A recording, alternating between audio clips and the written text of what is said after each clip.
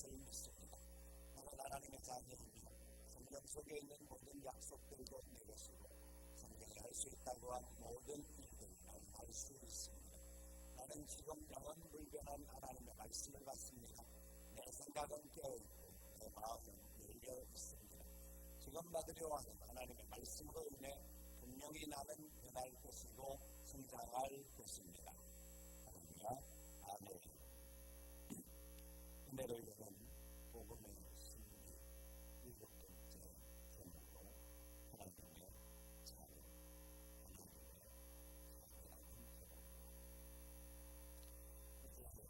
자녀라는 제목입니다. 저는 집에 있었습니다. 내가 그리고 아침에 결혼했을 때 이제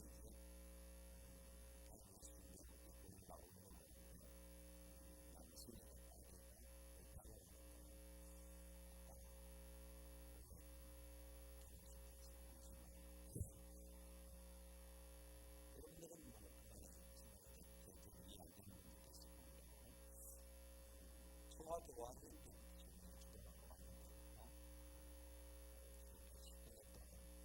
저희는 좀 키가 크고 이렇게 하고 난 다음에 좀 되었습니다만 일주일에 한두 번은 좀 말씀하고 나면 일주일에 같이 하고 같이 지내고 아이가 뭐 새로운 이런 변한지 와서 잘 지내고 잘 먹고 그런 것들이 고마울 수밖에 없습니다. 그래서 부모님과 같이 지내고 우리가 친자매 같이 지내는 모습들 때문에 이번에 부모님께 배웁니다. 자기가 시집가듯이 감정이 있어서 지내고 했는데 그냥 반대로 하면 되게 그랬어요. 초봉으로 조금 그렇게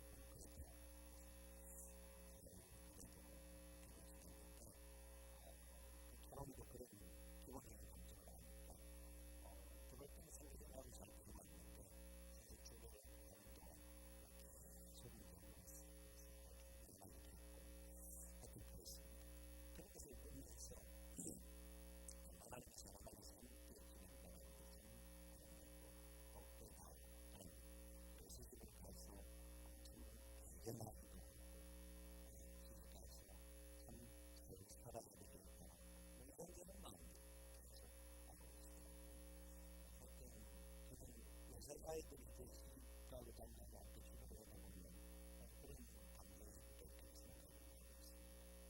제가 제일 처음에 출애를 한 게 34살에 출애를 했습니다. 34살에 첫 출애를 했는데 그 첫 출애도 두 쌍을 합동으로 내년 아이들이 제가 나이 차이도 좀 많이 나긴 하는데 제가 청년부를 맡아 있었는데 그 내년 아이들 전부 다 과원 출신들 그런 주문을 하는데 참 생각하고는 잘 맞지 그래서 한번 기도를 했는데 얼마나 하나님이 함께하시고 끝까지 책임을 지시고 지금까지 이렇게 살았지만 앞으로 우리 만나서 인가를 바라는 이루어서 진짜 행복하기를 바라는 마음을 저에게 보여주는데 너무 간절한 마음으로 그것을 알릴 수가 있었습니다. 그리고 그런 과정 속에 많은 분들이 같이 지내고 계시는 게 있었던 것 같아서 어떻게 하면 하나님 어떻게 하면 나의 사랑을 행복하게 할 수 있는가 그것들은 생각하고 있습니다. 우리는 바로 그래서 하나님의 자녀입니다. 어떤 상황에도 하나님의 자녀이기 때문에 그런 부분에 있어서 서로를 향한 사랑과 축복을 할 수 있는 존재들이 된다는 거죠. 우리가 지난주에 성경의 숲을 통하여서 하나님의 사랑을 확인할 수 있는 것이 바로 하나님의 구원 역사가 있습니다. 하나님의 이 구원 역사를 이루어가기 위해서 하나님의 약속해 주신 그 놀라운 성취되어지는 모든 과정 속에서 행하셨던 하나님의 역사가 있다는 하나님의 사랑의 모습은 우리가 예전 율법 가운데서 연약함 가운데서 힘들고 어렵고 고통 중에 살아갈 수밖에 없는 그런 존재들이 있어요. 불구하고 하나님의 약속을 이루시기를 원하셨고 많은 기쁨으로 성취하셔서 우리에게 온전함을 주시기를 원하셨다. 그 원하시는 이루기 위해서 오늘 보면 4장 4절의 말씀을 보니까 때가 차네 라는 말을 쓰고 있습니다. 때가 차네 하나님이 그 아들을 보내서 때가 차네 하나님의 놀라운 약속이 성취되어서 하나님의 놀라운 계획이 이루어지는 그 때가 충만함으로 하는 것입니다. 하나님의 때가 충만함으로 말입니다. 하나님의 아들을 보내셨습니다. 그 아들을 어떻게 보내셨는가? 여자에게서 말이죠. 여자라는 말을 사용하시는 이유가 뭐냐면 이것은 사람에게서 나게 한다라는 말을 쓰기 위함입니다. 단순히 마리아에게서 났다 이것을 설명하기 위함이 아니라 빌립보서 2장에서 말하는 대로 그는 물론 하나님의 본체시라 하나님과 동등됨을 취할 것을 여기지 아니하시고 사람의 모양으로 나타나셨습니다. 그 사람을 말씀하기 위함입니다. 사람만이 율법의 아래에 놓일 수가 있기 때문에 하나님은 율법 아래 놓일 수 있는 분이 아닙니다. 하나님 율법을 창시하신 분이고 율법을 우리에게 주신 분이고 하나님 천지를 창조하시고 인간을 다스리시고 하나님 그 어떤 제재를 받을 수 있는 분이 아닙니다. 그런데 우리 주님이 가장 낮아지신 것이 바로 사람의 모습으로 사람의 모습으로 인해서 율법 아래에서 율법의 그 고통과 율법을 지키지 못한 인간의 나약함과 연약함을 체휼해 주시면서 그것을 다 경험하시기 위하여서 여자에게서 나셨다. 그래서 율법 안에서 나셨다. 요한복음 1장 14절의 말씀을 보면 예수님이 어떤 분인지 좀 더 구체적으로 설명을 하는 것이 있습니다. 말씀이 육신이 되서 예수님이 어떤 분이십니까? 말씀이십니다. 창조하시는 분이십니다. 대초에 하나님 천지를 창조하시리라는 말씀이 바로 예수 그리스도에 관한 말인데 그 예수님께서 그 이후에 말씀을 통하여서 빛이 있으라 세상의 모든 것이 있으라고 선포하셨던 그것을 보여주는 것이 그 창조주신 그분께서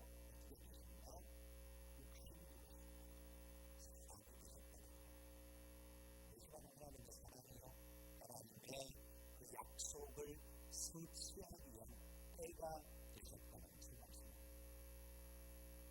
그래서 그 예수님께서 이 땅에 오셔서 사람의 것을 하시고 사람의 물을 주시고 결국 율법을 다 지키셔서 율법을 완성하시고 십자가에 죽으십니다.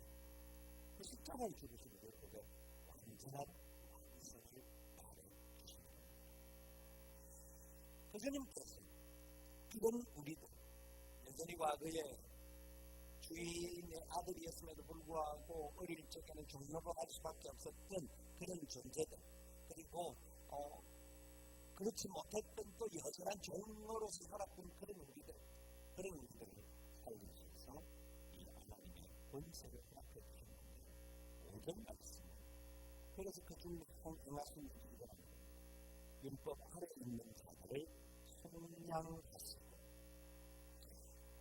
일거의 몸을 입고 율법 아래 나신 이유는 율법 아래 있는 우리들 율법 아래 있는 자들 바로 저와 여러분들을 말합니다. 모든 인생을 말합니다. 그러니까 율법의 그 기준을 가지고는 모두가 정죄를 받고 마지막에는 죄 가운데서 심판받아 마땅한 존재들 국난제가 중에 영죽어야 할 죄인들 그 모든 죄인들을 속량하셨다. 속량이라는 속자라는 말은 산다라는 말이에요. 산다. 양이라는 말은 자유라는 뜻이죠. 여러분, 그러니까 예수님께서 율법 아래 있는 자들을 속량하시고라는 말은 죄에 죽어야 할 죄인들을 위하여서 주님이 사셨다라는 겁니다. 사시되 당신 스스로가 대가를 지불하시고 대가를 지불해 주시고 십자가에 죽으시고 주님의 대가 지불해 주셨습니다. 저와 여러분들 성장하기 위하여, 사기 위하여 대가를 지불하시고 사셔서 율법의 그 얽매이는 죄가 아니라 하나님의 은혜와 사랑 안에서 자유자로 세워주십니다. 이게 성장입니다. 얼마나 놀라운 일이지만 우리는 주님의 구원의 은혜와 사랑 앞에서 새로운 자유를 얻고 율법의 정죄와 그리고 세상의 어떤 죄악들과 이런 것들 속에서 사로잡혀서 정말 어찌할 줄 몰라서 지옥까지 존재합니다. 하나님의 은혜와 사랑 가운데 결정을 받고 성량함을 받아서 자유자로 살 수 있는 그런 삶으로 세워주십니다. 이제는 더 이상 율법에 매일 의무가 없는 자들이 되지 않겠다는 그래서 오늘 본문을 통해서 예수 그리스도께서 가지셨던 특권을 우리에게도 허락하십니다. 세 가지를 말씀합니다. 첫 번째는 아들의 명분을 얻게 하십니다. 아들의 명분. 오늘 아버지를 말하죠. 성장하셔서 우리를 아들의 명분을 얻게 하십니다. 이 아들의 명분을 얻는다는 말은 양자되기 아니라 양자된 자입니다. 그래서 법적인 용어입니다. 그러다가 우리 법적인 용어를 가끔씩 쓰는 경우도 있습니다. 좀 더 그 전문적인 용어는 법적인 용어를 써서 우리들에게 설명하기 위해서 하는 말인데 이 아들의 명분을 얻게 한다.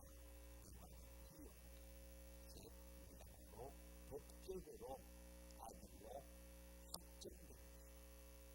그 어떤 사람도 법적으로 도장을 찍으면 노예도 주님이 내 아들이야, 내 양자로 삼아 하고 법으로 도장을 딱 찍으면 영원한 그 아들이 됩니다.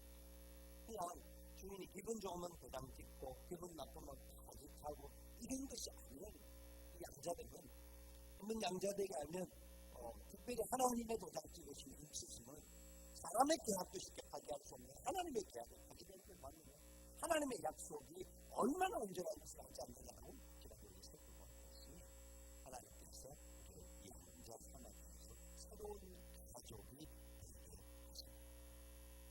이제는 더 이상 종이 아니라 종이 아니기 때문에 더 이상 두려워하거나 염려하거나 고민하거나 고통하거나 불안해하거나 초조해하지 않고 하나님의 나라에서 자녀들 양자되었다 라고 하는 당당한 법적인 권세를 얻게 됩니다. 요한복음 1장 12절에 말씀하시죠. 영접하는 자, 곧 그 이름을 믿는 자들에게는 무엇에게는 하나님의 자녀가 되는 무엇을 권세를 주셨습니다. 이는 혈통으로나 육중으로 나는 것이 아니라 그대로 자녀가 되는 권세를 주셨습니다. 자, 이제 분명 하나님의 법적인 자녀가 된 겁니다. 아멘? 그들이 얼마나 자녀 앞에 살아가는가 마귀가 말하든지 옆에 믿지 않는 가족을 말하든지 세상에 믿지 않는 친구들의 미래에 대해서 이렇게 말할 수가 있습니다. 진짜 예수님이 사랑합니다. 예수님이 사랑합니다. 그런 말을 들은 적 없습니다. 우리 스스로가 또 그렇게 내 스스로 들은 적이 없습니다. 저는 일주일 살아오는 동안 내가 분명히 하나님의 자녀인데 내 삶은 세상이라는 것도 없이 여전히 죄 가운데 살고 여전히 거짓말하고 살고 여전히 정말 그렇지 못하겠죠. 그건 혹시 그런 삶을 살고 있지는 않습니다. 그래서 우리를 하나 손가락질합니다. 지적질합니다. 그때 우리는 하나님의 구원의 은혜가 내 속에 완전히 이루어진 게 아닌가? 내가 역시 하나님께 사랑인가? 그렇지 않다라는 겁니다. 법적으로 하나님 도장을 찍어주셨으면 그 도장은 영원하다라는 것을 믿으라는 겁니다. 로마서 8장에서 사도 바울은 그렇게 말합니다. 8장 33절, 34절에 하시는 말씀이 있습니다. 같이 한번 보도록 합니다. 로마서 8장 33절, 34절 있습니다. 누가 니 하나님께서 택하신 자들을 고발하리요 의롭다 하시리는 하나님이시니 누가 정죄하리요 죽으실 뿐 아니라 다시 살아나신 이는 그리스도 예수시니 그 그는 하나님 우편에 계신 자요 우리를 위하여 간구하시는 자심이라. 아멘. 혼자 힘찍어 주시고 하나님이 인쳐주셔서 우리를 그 누구도 고발하거나 고소하거나 넘어뜨리지 않고 건강한 부족한 연약한 나머지는 존재지만 하나님은 나의 원자시오 나의 양자를 주셨습니다. 예수님께서 이 땅을 떠나시기 전에 주님이 제자들에게 주신 말씀이 있습니다. 요한복음 10장 28절 29절 그 부분을 분명한 확정해 주시는데 한 번 더 같이 보도록 합니다. 요한복음 10장 28절 29절 있습니다. 내가 그들에게 영생을 주는 영원히 멸망하지 아니할 것이요 또 그들을 내 손에서 빼앗을 자가 없느니라. 그들을 주신 내 아버지는 만물보다 크시매 아무도 아버지의 손에서 빼앗을 수 없느니라. 아멘. 그 전지의 주님께서 하나님 아버지께서 저와 여러분들을 양자의 사랑을 주셨습니다. 법적인 핵심을 집어서 이것이 양자라는 의미입니다. 두 번째 우리에게 주신 특권이 있는데 같이 연결되는 특권입니다. 무슨 특권이냐면 하나님의 아빠, 아버지라고 부를 수 있기 때문에 이건 별 특권이 아닌 것 같이 생각합니다. 하나님을 아빠, 아버지라고 부를 수 있는 얼마나 놀라운 특권인지 아십니까? 종이 주인을 나가는 아버지라고 부를 수 없습니다. 마피스 경리하게 됐습니다만 토론이가 딸과 같기는 했지만 결국 한 번도 아빠라고 부른 적이 없습니다. 속으로 생각이 뭐가 제가 아빠가 있으니까 그런 줄은 몰라도 끝까지 왜냐하면 법적인 관계가 명확하지 않고 아빠라고 부를 수 있는 그 기준 그를 향해서 아빠라고 부르는 것은 아빠밖에 없어요. 딸은 아빠라고 하고 아들은 아버지라고 합니다. 우리 딸만 지금 아빠라고 합니다. 그게 아빠라고 부를 수 있는 이것은 특권입니다. 얼마나 놀라운 특권인지 모릅니다. 과거에 우리는 미경종입니다. 그래서 항상 우리 주인의 아들이었음에도 불구하고 두렵고 불안하고 초조한 가운데 살아갔던 존재입니다. 그래서 우리 인간적인 삶 속에서도 염려와 걱정과 고민과 여러 가지 갈등과 넘어짐과 상함이 너무나 많았습니다. 그것이 바로 우리 안에 있는 종의 영이 우리를 발목 잡고 있기 때문입니다. 그런데 실제적으로 육체의 아버지와의 관계를 한번 생각해 보겠습니다. 아버지를 놓고 아버지를 부르지 못하는 사람이 있어요. 형을 놓고 형이라고 부르지 못했고 그리스도를 부르셨잖아요. 실제로 그 세상이기 때문에 무슨 교수의 제도나 이런 것들 때문에 부를 수 없을 때 실제로 육에서 났음에도 불구하고 못 불렀습니다. 하물며 종이 어떻게 주인을 나라 아버지를 못 부를 수 있겠어요. 또한 육체의 아버지 중에서 아버지와 자녀의 관계가 갈등 구조와 상황들 때문에 개인적으로 속으로는 혼자서는 아버지 아빠라고 말할 수 있을 정도로 직접 앞에 서서 아버지라든지 아빠라든지 부르면서 안기든지 어떻게 말하든지 그렇지 못했어요. 미술입니다. 그런데 우리 같은 죄인들이 하나님을 아빠, 아버지,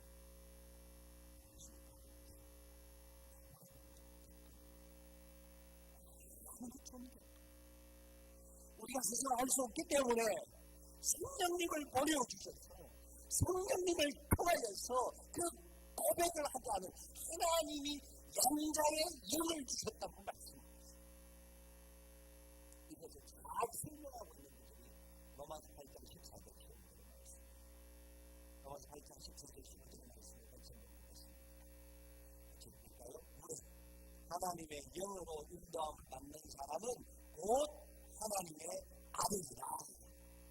너희는 다시 무수하는 종의 영을 받지 아니하고 양자의 영을 받았으므로 우리가 아빠, 아버지라고 부를 성령이다. 예.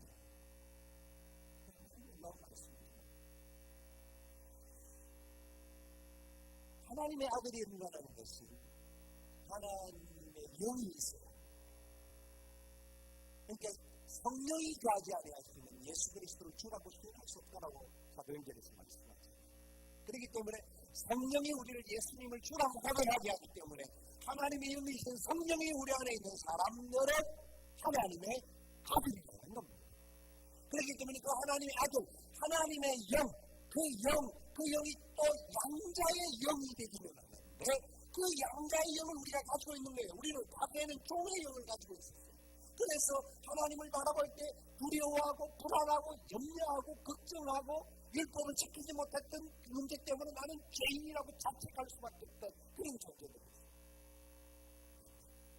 양자의 영이 있습니다. 연약함을 넘어지고 깨어지는 때가 있습니다. 하나님을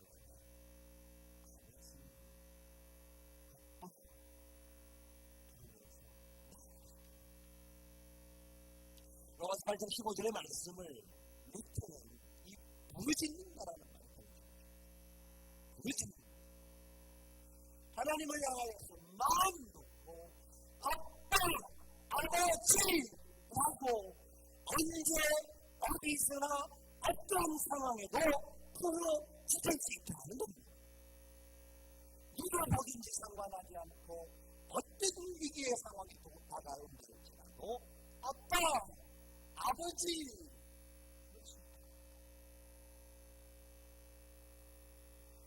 과거에는 우리가 하나님 앞에서는 모든 삶의 자리 속에서 두려워하고 불안한 시간들이 있었습니다. 양자의 자녀된 하는 양자의 맹보를 받고 아빠 아버지가 부를 수 있는 게 불구하고 우리가 한번 적용하는 거죠. 우리 안에는 간단한 예를 들어서 주의를 지키자 예배를 드리는 하나님 안식일을 지키라고 했습니다. 앞에 대해서 기억이 됩니다. 안식일과 율법적인 개념에 있어서 그렇게 지킨다. 그래서 이런 마음을 들 수도 있습니다. 주일날 교회 나오지 않는다.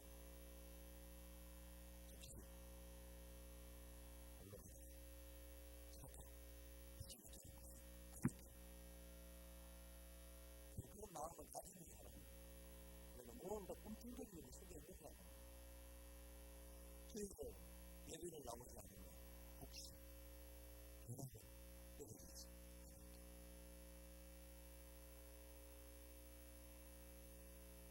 이것까지는 항상 갖고 있는 사람이 없다. 우리가 이 자리에 앉아있음에도 불구하고 딴 생각하면 우리 이런 생각을 하고 하나님께서 복을 안 주시는 것을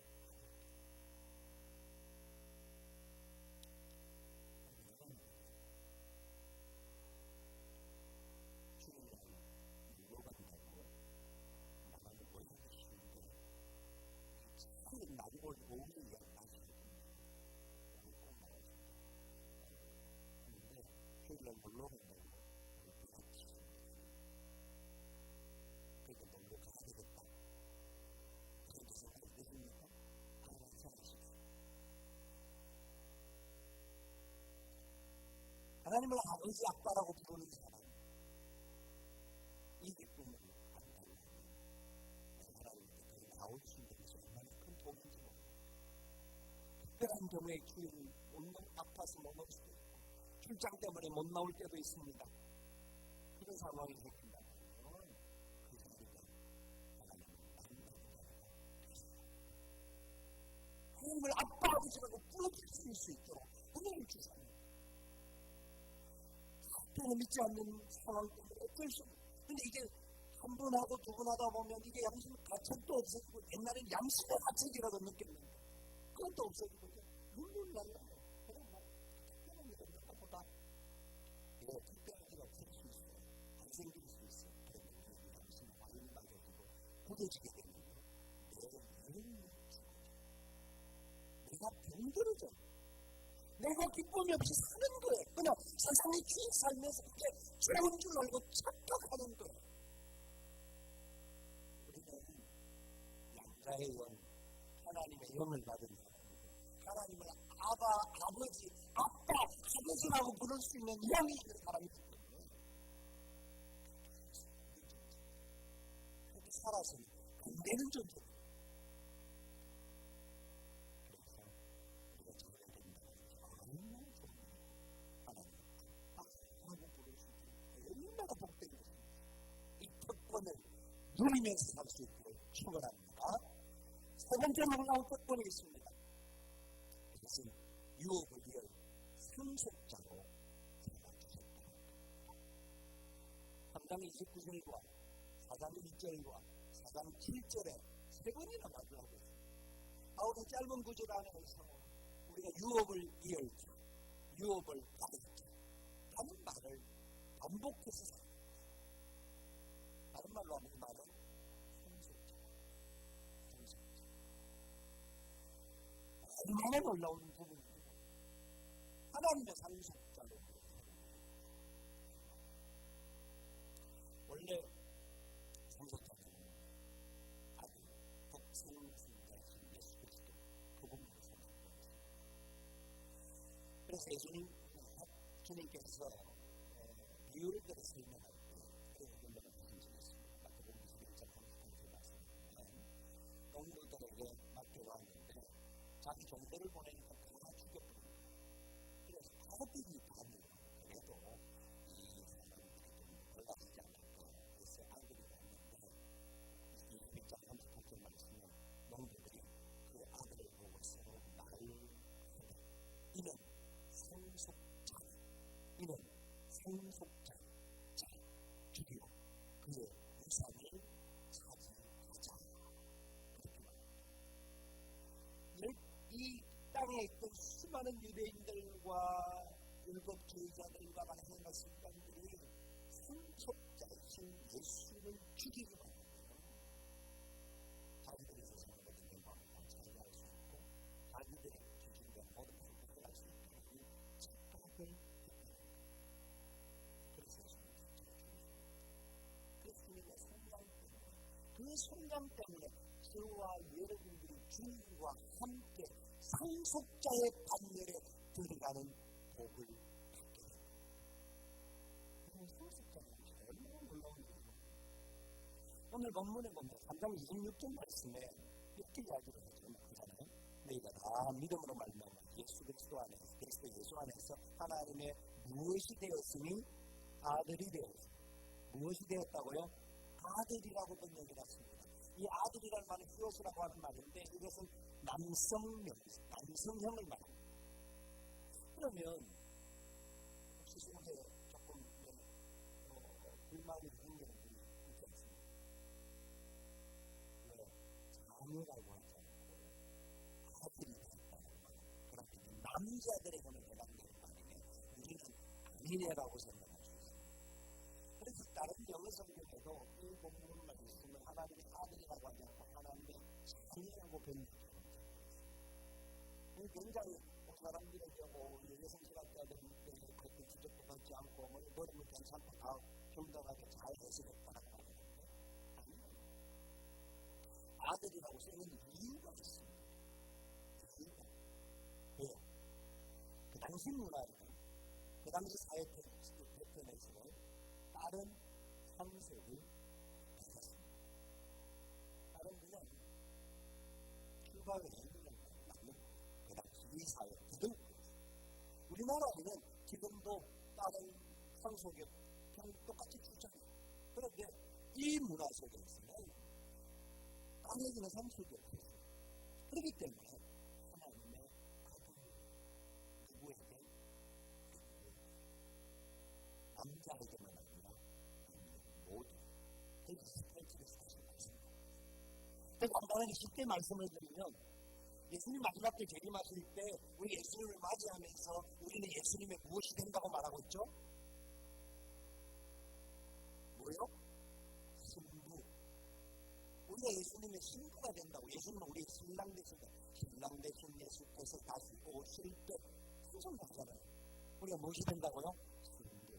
신부는 누가 되는 거죠? 여자. 이렇게 말하면 안 된다고요. 그 구조에서.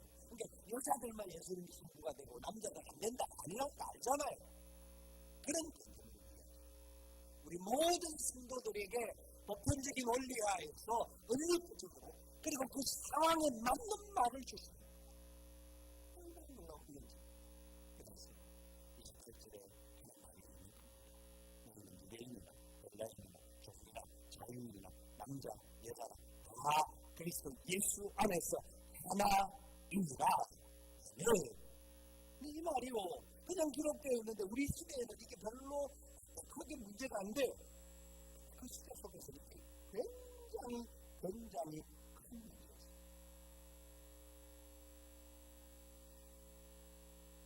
왜냐하면 유대인과 헬라인은 하나가 될 수 없었습니다. 유대인들은 유대인 스스로가 그들과 하나 되려고 안 합니다. 왜냐하면 자기들은 하나님의 선민이기 때문에. 그리고 헬라 사람들은 자기들은 굉장히 문화가고 높고 고상하고 나름대로 어떤 가치가 풍부하다고 생각하면서 다른 사람들을 똑같이 취급하지 않으려고 했습니다. 그런데 그리스도의 성령으로 말미암아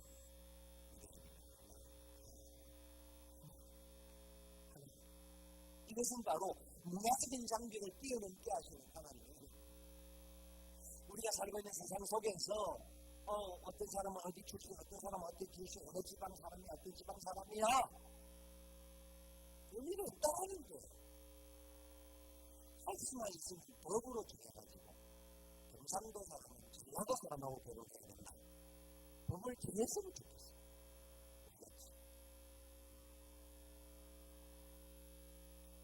왜냐하면 너무나 그런 부분은 우리 사회를 우리 교회 안에도 그런 변태들이 목회자들 세계에도 그런 안타까운 변태들이 있어요. 안타까운 변태. 하나님은 우리를 성량하시되 헬라인이나 유대인이나 하나가 되게 해주셨어요. 뿐만 아니라 자유인이나 종이나 계층의 갈등도 단격도 하나님은 해결해 주신 거예요. 좀 더 배웠다, 좀 더 가졌다, 이거 상관없이 내 신분이 어떻다, 뭐 우리 성씨가 뭐다, 이런 거 상관없이 그리스도 예수 안에서 성령받은 우리는 하나님의 상속자이기에 하나님 겁니다. 그건 뭐랍니까? 남자와 여자. 지금은 남자와 여자 이러면 안 돼요. 지금 여자와 남자 이래야 될 시대잖아요. 근데 이 시대에는 감히 남자라는 단어 옆에 바로 여자라는 단어를 쓰는 것 자체가 용납이 안 되고 있어요.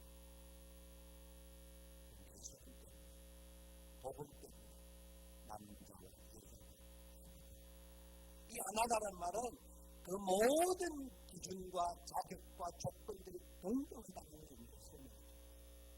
하나님의 사랑은 모든 사람들한테 아름답게 역사한다는 것을 이게 우리가 하나님의 상속자가 되고 이 시대 속에서 보는 안타까운 일들이 많지 않습니까? 최근에 일어난 N그룹의 왕자들 싸우고 대단한 그룹을 힘들게 했던 그 전에는 또 SB 아들들끼리 왕자들이 싸우고 있었어요. 저는 그런 분들을 소식 예수를 들을 때마다 이름을 도무지 이해가 안 돼요. 그 사람들은요, 가지고 있는 재산을 가지고 하루에 1억을 아니 어떤 사람은 10억을 써도 그래요. 평생 그게 많지 않다고 그럴 수 있지만 10억을 써도 평생 못 쓸 때도 많아요.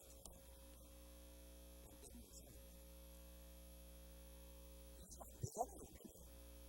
이해가 되십니까? 그게 이해가 되시는 분은 바로 이렇게 돈을 가지고 있는 분들이에요. 이해가 안 되는 거예요.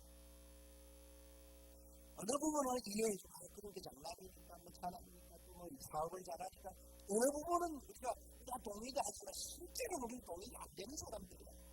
그런 사람들의 싸움. 그런 사람들인 것 같아요.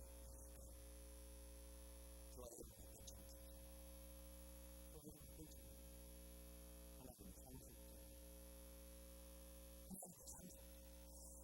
세상의 갑부와 비교한 들 모든 것의 주인 되시는 아버지 하나님의 손속자. 근데 우리는 다른 사람 조금만 아버지를 잘한다든지 많이 가졌다든지 많이 배웠다든지 이런 것을 느낄 때 나가 조금 못하면 무시하고 가시하고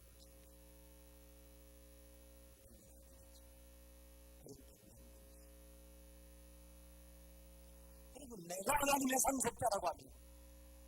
나 주위에 있는 다른 모든 성도들도 하나님의 상속자라는 걸 믿어요.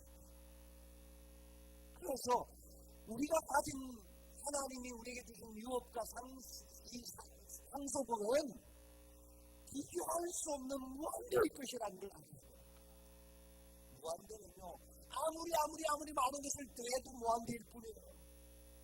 하나님의 무한한 사람을 받은 우리가 그 무한한 은혜를 누리는 우리가 어떻게 얘기하면 서로 이장남이 일어나는 집은 잘 돌아가는지 수차국의 시험은 잘 되는지 그 모르는 내가 상속자예요. 내가 어떤 존재인지를 우리가 제대로 안다는 거예요. 우리가 잘나서 하나님께서 해주셨을까? 시편 147편 10절 11절 말씀을 보고 말씀을 마치겠습니다. 시편 147편 10절 11절 말씀 같이 읽겠습니다. 여호와는 말의 힘이 세다 하여 기뻐하지 아니하시며 사람의 다리가 윽세다 하여 기뻐하지 아니하시고 여호와는 자기를 경외하는 자들과 그의 인자하심을 바라는 자들을 기뻐하시는 도다. 아멘. 하나님의 신력과 하나님의 가정력과 하나님의 어떤 사람들을 만났기 때문에 하나님을 기뻐하십니다. 우리의 부족한 것을 감사하시거든요.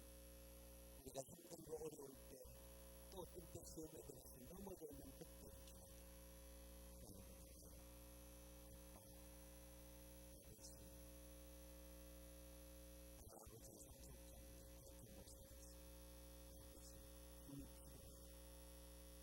그렇게 부르더니 아버지를 찾아오셔서 놀라운 기쁨과 은혜를 주시는 분인지 믿으시기 바랍니다. 우리가 살아가는 세상이 힘들 수 있습니다. 세상이 우리를 향하여 쏘길 수도 있고 수많은 사람들이 우리를 넘어뜨릴 수도 있고 미워할 수도 있습니다.